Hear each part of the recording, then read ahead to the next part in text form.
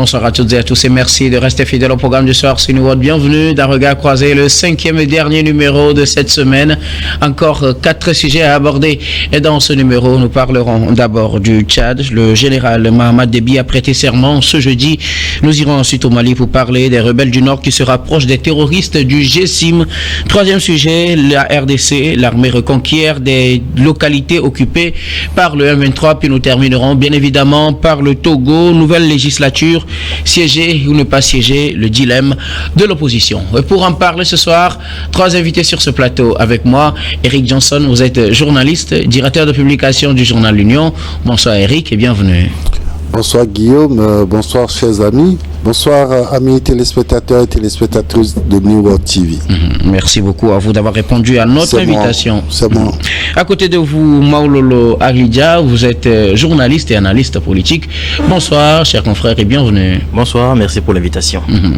Notre troisième invité ce soir, Kokouvi Abaili Abassa, vous êtes économiste et analyste politique. Bonsoir Abassa et bienvenue. Bonsoir Dr Guillaume, bonsoir à tous nos téléspectatrices et téléspectateurs, surtout ceux de la diaspora qui alimentent le débat à travers les réseaux sociaux.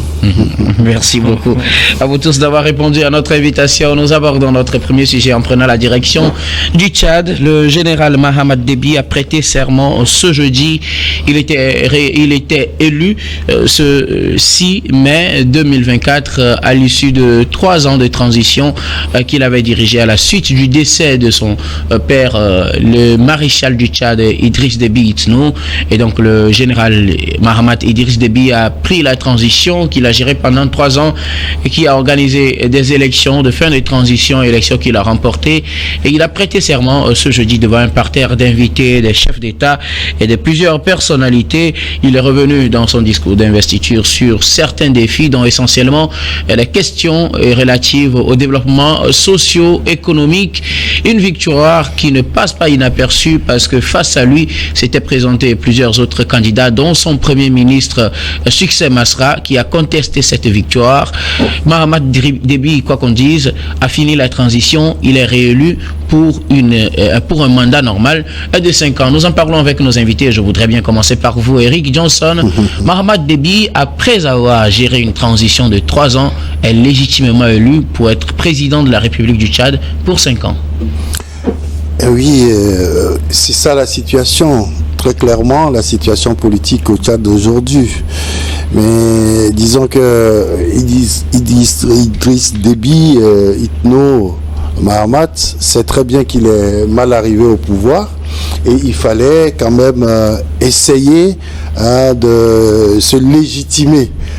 Comme on le dit, parce que en réalité, à la suite du décès de son père mort au front devant les rebelles du FACT, et je pense que Idriss Déby Itno Mahamat n'était pas la personne indiquée pour conduire la transition au Tchad.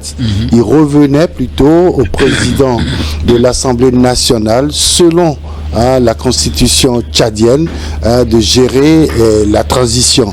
Mais force a été de constater que le pouvoir a été remis au jeune fils du père par l'armée, qui estimait que les civils ne pouvaient pas gérer cette transition parce que le père était mort au front.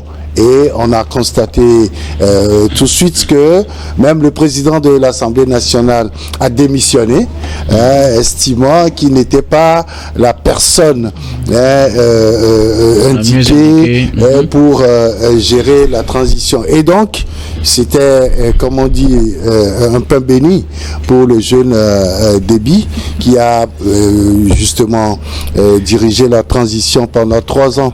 Il était question au début de diriger une transition de 18 mois. Oui. Et après, il a essayé d'organiser une table ronde nationale, ce qu'ils avaient appelé dans le temps le Conseil national, pour pouvoir mettre en place une constitution afin de lui permettre, parce que dans les tout premiers jours du décès de son père, quand il a pris le pouvoir, et c'était dit que tous ceux qui allaient participer à la gestion de la transition ne devraient pas se représenter pour une quelconque élection présidentielle. Mais il fallait trouver quand même des moyens pour pouvoir être candidat et finalement devenir un président légitime à la suite d'une élection présidentielle. Voilà aujourd'hui Mahamat Itno Déby qui est élu à 61% des suffrages estimés, et je crois que c'est de bon ton qu'il prête serment, et on avait dit dans le temps qu'il était soutenu par des puissances étrangères, et on a encore constaté cela à sa prestation de serment. Il y a beaucoup de chefs d'État qui sont déplacés pour aller soutenir monsieur Déby. Il n'est plus logiquement général, il devient monsieur Déby, puisque voilà, le président de la République. Et donc je crois que voilà, c'est fait. Mahamat Déby est aujourd'hui le président légitime du Tchad. Alors, quelles sont peut-être les conséquences à tirer d'une telle situation? Un général, chef de la transition, qui au profit d'un dialogue national se présente à une élection tout de même contestée, mais qui arrive quand même à gagner et se repositionne, et aujourd'hui comme président légitimement élu. Les conséquences sont de plusieurs types. D'abord, sur le plan politique, c'est qu'il a réussi à faire quelque chose de très important, parce que aujourd'hui, vous savez, le Tchad, depuis l'indépendance en 1960, a connu beaucoup de turpitude politique. Vous savez que déjà 5 ans après l'indépendance en 1965, il y a eu la première guerre civile où le président Tombal-Bay était considéré comme un dictateur parce qu'il a réussi à faire en sorte que les populations du Sud contrôlent tout le pays et tout l'appareil gouvernemental, disons, tout l'État, au détriment des populations du Nord. Et là, ça a créé une situation de crise. Et depuis ce temps, jusque dernièrement, moi je peux dire, jusqu'à la mort du père Déby, qui a fait, malgré ses 30 ans de pouvoir, le Tchad n'a jamais eu à avoir une stabilité politique. Et donc je crois que la première conséquence à tirer de cette situation-là, c'est que aujourd'hui, avec ce scrutin-là, on devrait, mais malgré les contestations, on devrait se dire qu'il y a une certaine accalmie. La deuxième chose qu'il faut voir par là, c'est que Idriss Déby a réussi à mettre de côté beaucoup de ses adversaires politiques qui aujourd'hui le contestent, mais qui ont eu à participer quand même à son élection.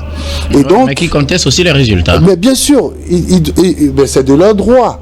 Mais ils ont participé à quelque chose qui est en train de légitimer Déby fils et Mahamat. Maintenant, on pourra parler après des conséquences économiques et tout ça. Qu'est-ce que ça va apporter au Tchad, qui est un pays extrêmement pauvre, malgré ses ressources surtout pétrolières. Voilà. Alors, Maouloulou Aridja, le général Mahamat Déby est élu maintenant en tant que président de la République après avoir géré une transition de 3 ans. Le voilà investi hier, jeudi, comme président de la République élu à l'issue de la présidentielle du 6 mai. Exactement. Et j'aimerais souligner certains points par rapport à cette réélection qui est, comme vous l'avez dit, très contesté. C'est que le président Déby a clairement fait savoir quelques jours avant son investiture qu'il ne comptait pas former de gouvernement d'union nationale. Donc, ce qui se passera, si il espérait encore être reconduit comme président, comme Premier ministre plutôt, pour pouvoir calmer. La reine politique ne devrait plus rien espérer. Et il a nommé déjà Alamai Halina, son ancien ambassadeur en Chine, comme nouveau Premier ministre, et un proche de son papa, un homme du pouvoir, un homme de son sérail, pour pouvoir former un gouvernement qu'il se veut bien opérationnel. Mais quand on gagne, on dirige. Exactement, exactement. Maintenant, le général Déby a, certes, ou le président Déby, s'il faut le dire, gagné par la voie des urnes, et il a certes gagné par les voies juridiques, mais il faudra maintenant qu'il mène 2 grandes batailles encore. La première bataille sera celle contre la sécurité, pour la sécurité au fait, parce que le grand frère Eric vient de le dire, le Tchad n'est pas jusqu'aujourd'hui un pays stable sur le plan sécuritaire. Il y a de cela quelques jours, la semaine passée si j'ai bonne mémoire, il a envoyé son ministre des Affaires militaires ou des Affaires étrangères au Niger pour aller parler des questions de sécurité, parce qu'actuellement il y a une rébellion composée de Toubou, de Touareg et d'Arabes qui se forme à la frontière entre le Niger, le Mali et le Tchad et puis la Libye. Et ces gens ont déjà attaqué des positions de l'armée nigérienne et ont des revendications qui sont au-delà des frontières du Niger. Donc il faudrait déjà pouvoir coordonner les actions militaires avec le Niger pour pouvoir écraser cette rébellion. Et il y a ce qui se passe actuellement au Soudan, dont on parle très peu, mais qui menace clairement la stabilité du Tchad, parce que le Darfour, qui est la zone frontalière au Tchad, est actuellement complètement contrôlé par les hommes de Hemeti et qui ont d'ailleurs lancé un assaut vraiment sauvage sur la ville d'Al-Fashir au cours de la semaine en cours. Et ce qui s'apparente vraiment, comme le dit la représentante des Nations Unies, des États-Unis aux Nations Unies, à un massacre au fait. Donc, si cette zone-là n'est pas stabilisée, si Hemeti pouvait avoir le contrôle du Darfour, je pense qu'il ne va pas se priver d'héberger les rebelles tchadiens qui sont toujours là, qui sont toujours actifs, mais qui ont actuellement un problème de base arrière sur lequel s'appuyer pour pouvoir réattaquer le pays. En plus de ça, il y a les défis liés au développement. Le Tchad est l'un des pays les plus pauvres du monde. Et si au temps de son père avait à un moment donné avancé l'argument selon lequel le prix du pétrole avait fortement chuté et que les caisses de l'État étaient vides, aujourd'hui Déby fils n'a plus la même marge de manœuvre, parce que le pétrole est actuellement à un prix très élevé et se vend très facilement. Donc il devrait pouvoir mieux gérer la rente pétrolière, pouvoir financer les projets d'infrastructure, parce que c'est un pays où il n'y a quasiment pas d'infrastructure, même routière. Il devrait pouvoir financer la cantine des écoles. Sinon, son bilan risque d'être catastrophique dans les années à venir et d'alimenter plus encore les groupes rebelles qui viendront peut-être le déloger dans les années ou dans les mois à suivre. Ce qu'on ne lui souhaite pas, puisque c'est comme ça que son papa est parti en avril 2021.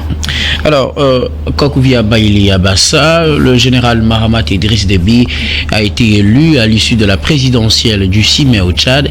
Il est investi ce jeudi. Il est investi ce jeudi, mais j'aimerais qu'on retourne un tout petit peu en arrière.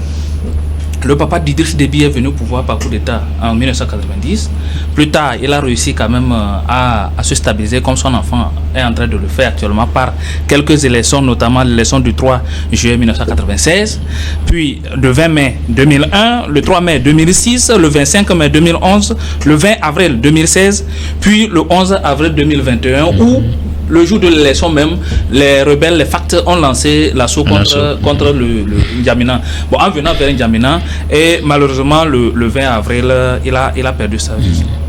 Son fils, Mahamat, qui est venu par l'issue de ce que M.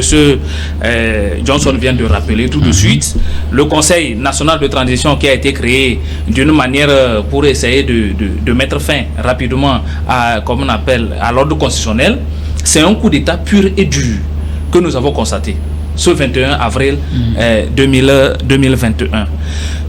À sa prise de parole, premièrement, il avait déclaré qu'il va faire une transition de 18 mois où lui-même il ne va pas se faire représenter, il ne va pas se représenter pour l'élection présidentielle. Dans les 18 mois, il devait organiser l'élection présidentielle, l'élection législative et les élections générales, disons. Voilà. À un an déjà, Idriss Déby lance le dialogue par rapport au dialogue. D'abord, il a organisé le pré-dialogue à Doha et finalement, il a trouvé un moyen pour faire entrer les éléments du FACT, les oppositions civiles autour d'une table que plusieurs personnes ont boycotté.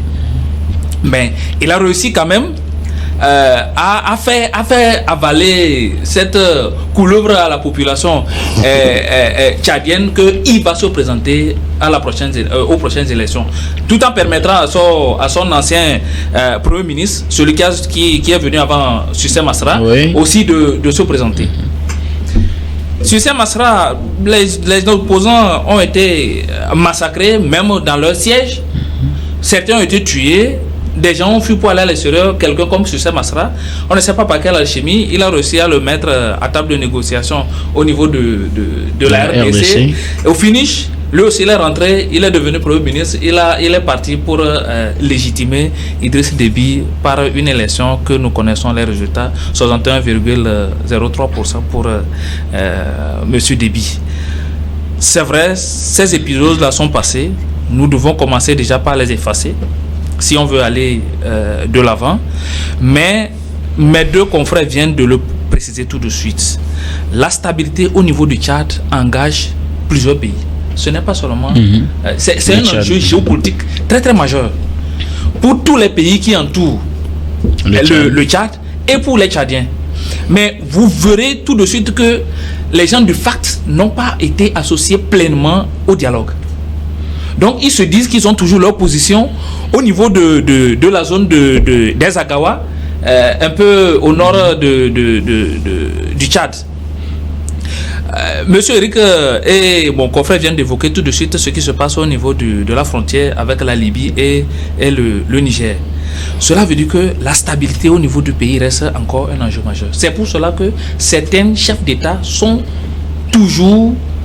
ils essaient toujours d'apporter leur soutien au régime militaire, je vais l'appeler clairement comme ça, le régime militaire qui est à la tête du Tchad aujourd'hui. Mais au-delà de ces défis sécuritaires, il faut parler du développement. Mais quand vous allez au niveau du Tchad, l'électricité, l'eau, les éléments de base, difficilement vous pouvez vivre au niveau du Tchad. Mais quand on y est, aujourd'hui, il ne porte plus le titre de général d'armée, mais chef suprême des armées, président de la République. Nous le souhaitons bonne chance. Et qu'il essaie d'associer ceux qu'il a voulu associer au départ à la transition, qu'il essaie de les regrouper pour essayer de calmer un peu le Tchad. Sinon, le Tchad est sur une pente de glissance. Merci beaucoup. Alors, à vous, Eric, rapidement.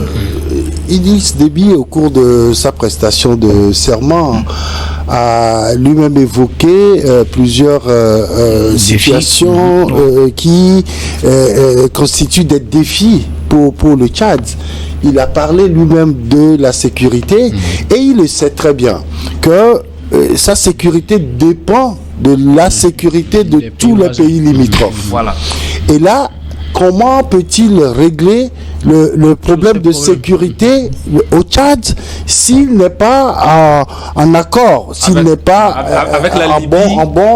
en bon terme avec les autres pays? Le Soudan, malheureusement, il y a des pays où parler de sécurité aujourd'hui est comme si vous jetez une pierre dans l'eau pour la retrouver, mais vraiment il faut faire des gymnastiques, comme la Libye.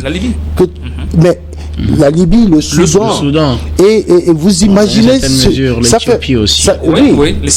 fait 2 à 3, ils constituent pratiquement la moitié de la superficie de l'Afrique.